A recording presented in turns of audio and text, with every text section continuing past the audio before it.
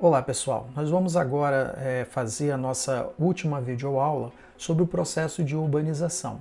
E nessa segunda videoaula nós vamos tentar responder algumas questões, como o que é urbanização, qual o conceito que nós vamos utilizar nas nossas análises, como é o processo de urbanização no mundo desenvolvido, por exemplo, e também no mundo subdesenvolvido. Será que os processos são iguais ou será que nós temos diferenças? Quais são os fenômenos e desafios das cidades atuais, principalmente considerando também os aspectos ambientais, e o que são cidades sustentáveis, como que nós podemos implementá-los. Seria aquele modelo de cidade quase que ideal aí. Não saia daí.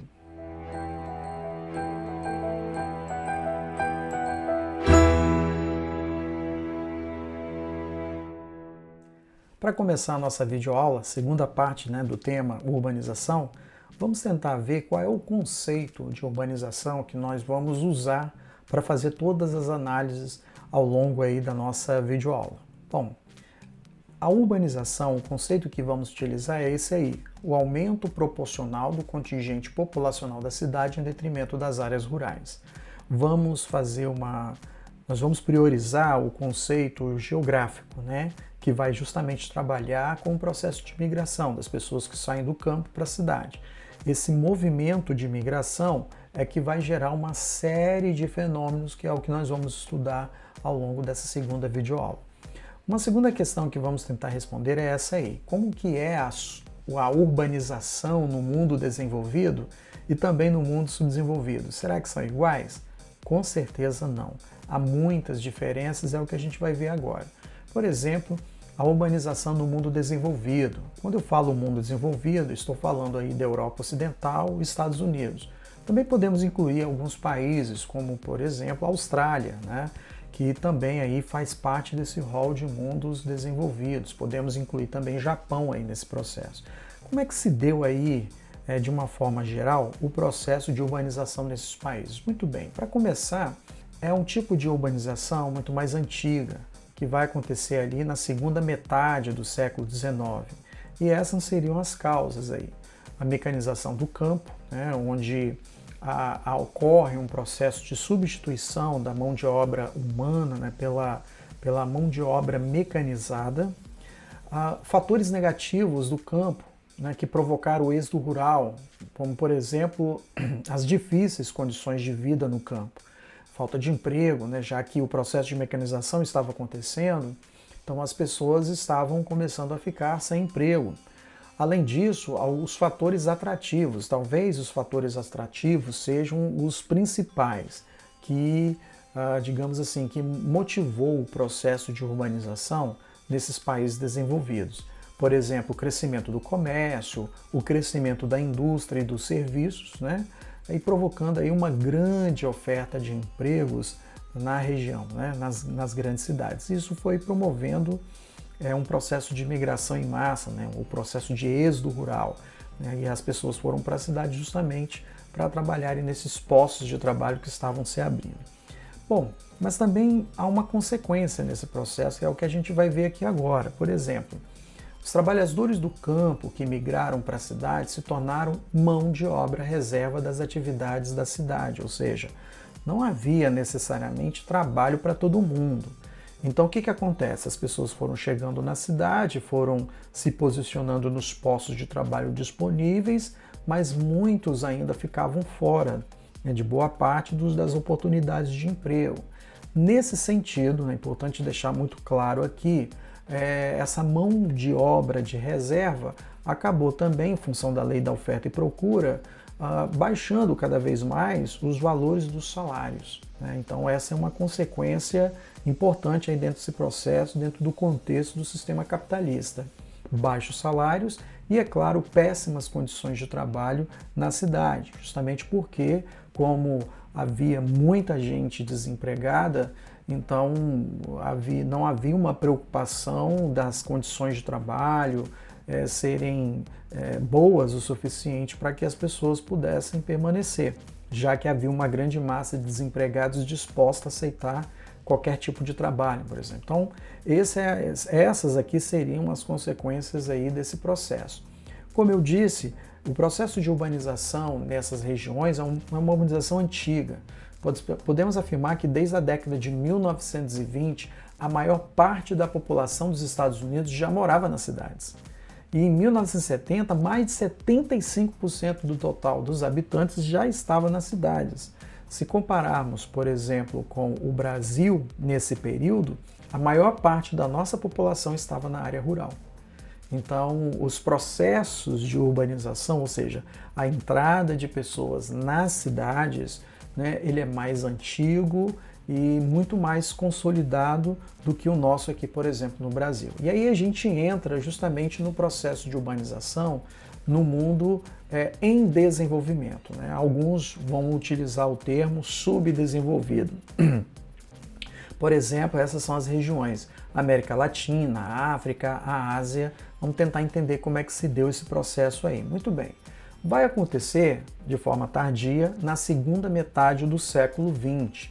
E os fatores repulsivos do campo foram prioritários para acontecer o processo de urbanização nessas áreas. Por exemplo, a falta de terras ou de emprego no campo, a destruição do modo de vida camponesa tradicional, a supervalorização das terras rurais e a expulsão das famílias do campo e a concentração de terras nas mãos, por exemplo, de poucas pessoas, né, que mais tarde seriam chamadas de latifundiários. É muito interessante colocar esses problemas que motivaram a saída das pessoas do campo, que o que predominou nesse processo não foram os fatores atrativos da cidade. Na verdade, foram mais os fatores repulsivos do campo. E as pessoas, como não tinham mais oportunidade nenhuma no campo em função dessas causas que eu apresentei, então elas foram para a cidade independente de se tem ou não oportunidades de trabalho. Mas vamos continuar. Também é importante acrescentar que na América Latina foi somente em 1970 que a taxa de urbanização chegou a 50%. Observa bem, enquanto que nos Estados Unidos, por exemplo, já nos anos 20, né, já se conseguiu chegar a uma taxa de 50% de urbanização, na América Latina isso só foi possível a partir de 1970. E o interessante também é acrescentar que em 2014, na China, o número de habitantes nas cidades chegou a 740 milhões. Ou seja, a China se tornou o país com maior população urbana do planeta. Então, dá para entender aí o grande potencial que a China tem no que diz respeito à população e também com relação aos processos de urbanização. Aí entramos nessa segunda questão, né? Quais são os fenômenos e os desafios das cidades atuais? Nós vamos ver que são muitos e eu vou tentar aqui apresentar alguns, né, para que a gente tenha uma ideia de que as coisas na cidade não são tão fáceis, né, são bem difíceis. Muito bem, vamos lá. Favelização é o primeiro fenômeno que eu trago aqui para a gente tentar entender esse processo, né? Muito bem. O que é a favelização? É um fenômeno que resulta da especulação imobiliária e da falta de planejamento urbano do poder público. Mas o que vem a ser especulação imobiliária? Ora, é justamente o momento em que determinadas áreas da cidade passam a ter mais valor do que outras, em função da especulação imobiliária. Então, os imóveis de determinadas áreas, terras, apartamentos, né, salas comerciais, ficam muito mais caros. E os motivos são mais variados, né? Às vezes uma infraestrutura melhor na região, às vezes o fato da região ser uma região central, que está próximo de várias coisas, próximo de um bom mercado consumidor. Então são alguns elementos que fazem com que os imóveis dessa região fiquem muito mais caros. Bom, se esses imóveis fiquem muito mais caros, então nem todos têm acesso a alugar um apartamento numa região central, ou alugar um ponto comercial numa região central, ou até mesmo comprar um imóvel numa região como essa. Então as pessoas que não têm alternativas e que não têm condições financeiras para ter acesso a esses imóveis, elas são obrigadas a morar em outras áreas onde o valor da terra é muito mais baixo, e geralmente são áreas muito mais longe, né, do centro, são áreas longínquas, né, do grande centro comercial, e geralmente são áreas onde não se deve ocupar, como por exemplo as encostas de morro, as margens de rios ou até mesmo de valões. Então o processo de favelização ele é justamente provocado por esse movimento da especulação imobiliária. E é muito interessante dar aqui algumas características, né, desses locais de periferia e também de favela. Geralmente são locais onde há a ausência, né, de planejamento urbano, ou seja, foram construções realizadas sem um planejamento, muitas vezes improvisadas, sem fiscalização. Também são submoradias, ou seja, habitações improvisadas e às vezes até muitas vezes inacabadas, né? Nós também temos aí a ausência de infraestrutura urbana básica, como esgoto, abastecimento, eletrificação, até mesmo, né, acesso à rede, né, de internet, por exemplo, e a ausência de serviços urbanos, como escolas, postos de saúde, coleta de lixo, segurança. Às vezes esses serviços urbanos não conseguem chegar a esses lugares. E esses lugares, né, da periferia ou nas favelas, eles crescem tão rápido que o poder público ele não consegue dar conta de atender todas as demandas que vão surgindo nessas áreas. E aí vai motivando aí o processo, né, de favelização, que é o que a gente vem conversando, que está intimamente ligado a essa questão. Há uma outra questão também importante de lembrar que como alguns serviços não chegam nessas regiões, nós temos às vezes serviços paralelos, né? O poder paralelo, né? Que seria representado aí pelas milícias. No caso do Rio de Janeiro, nós temos muitos exemplos. O narcotráfico, né? Que muitas vezes exploram e aliciam a população local, principalmente os jovens. Observa bem essa citação, né, sobre esta questão. Muito bem. As condições de moradia afetam quem vive nas favelas. Eles passam mais fome, têm menos educação, menos chances de conseguir emprego no setor formal e sofrem mais com doenças que o resto da população das cidades. Essa é uma citação que foi retirada do relatório da ONU, né, que vai justamente tratar sobre o estado das cidades do mundo lá no ano de 2006 e 2007, caracterizando aí um pouquinho como é que são essas regiões, né, que hoje nós chamamos de favelas ou regiões, né, de periferia. Um outro fenômeno, né, que também é um grande desafio para as cidades é o fenômeno do surgimento das megacidades. Mas o que vem a ser essas megacidades? Na verdade, elas são aglomerações, né, com mais de 10 milhões de habitantes, né, que surgiu a partir da Revolução Industrial.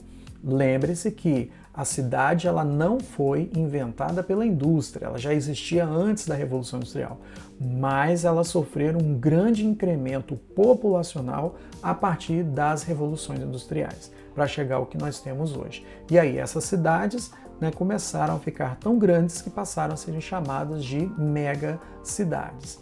Então, quais são as características dessas megacidades? Elas possuem um grande mercado consumidor, grande reserva de mão de obra, ou seja, tem um número relativo aí de pessoas desempregadas, né?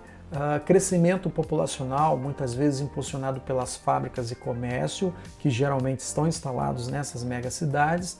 Tem uma grande rede de transportes, ferrovias e rodovias para tentar atender a população e grandes redes de telefonia e estruturas energéticas também, né? É muito importante acrescentar que a maior parte das megacidades vive graves crises por não oferecerem para todos os habitantes serviços públicos e infraestrutura de qualidade. Então, normalmente os investimentos são realizados em algumas áreas, justamente as áreas onde nós encontramos ali as populações mais ricas, em detrimento das áreas onde estão as populações mais pobres. Então é muito interessante elencar aí que a ausência de redes de água e esgoto geram também nessas megacidades grandes problemas e crises ambientais, ok? Então, e crises sanitárias também é importante acrescentar aí. É isso aí, pessoal. Vamos dar uma pequena pausa no nosso vídeo. Aproveita, se inscreva no canal, aperta lá no like se você gostou do vídeo, também clique no sininho de notificações para que você possa ser alertado dos próximos vídeos aqui do nosso canal, ok? Conto com você e até o próximo vídeo.